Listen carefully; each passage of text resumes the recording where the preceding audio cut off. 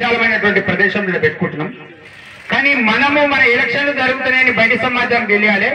ఒక 50-100 ఫ్లెక్సీలు వేయమని చెప్పి రాత్రి చెప్పిన, నిన్న సాయంత్రం చెప్పిన.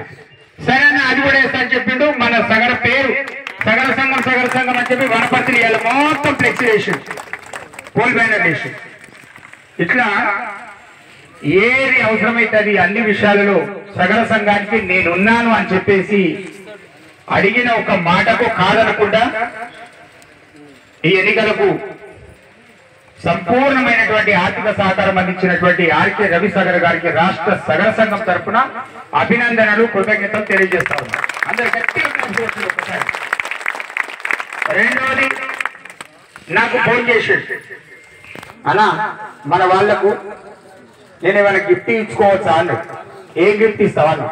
ఏదో ఒకటే చిన్నగా నా జ్ఞాపకం, ఏదో ఒకటి నా తోషింది అని ఇచ్చుకో, కానీ ఎలక్షన్ బ్యాలెట్ మొత్తం అయిపోయే వరకు నీదేమి ఇవ్వద్దు అని చెప్పిన. రైట్ అన్నా అన్నాడు.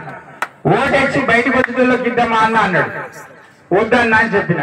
ఎందుకన్నా అంటే మరి ఓట్లు వేసిన వాళ్ళే రాలేరు మన దగ్గరికి.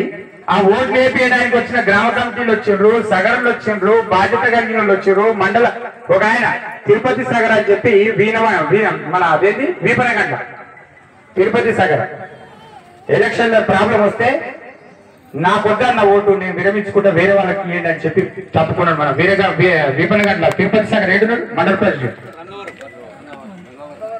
ఎక్కడ ఉన్నాడు. ఆయన కూడా ఓటర్ కాదు ఈరోజు.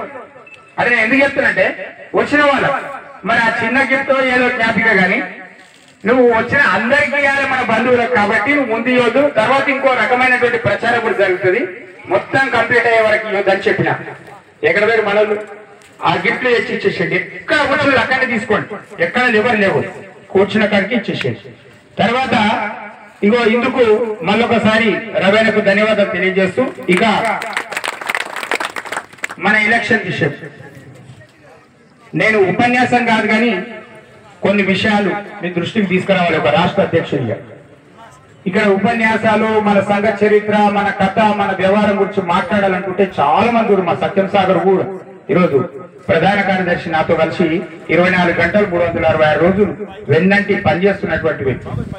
మహిళా ప్రెసిడెంట్ మా స్రవంతి సగర హన్మకొండ నుంచి వచ్చింది.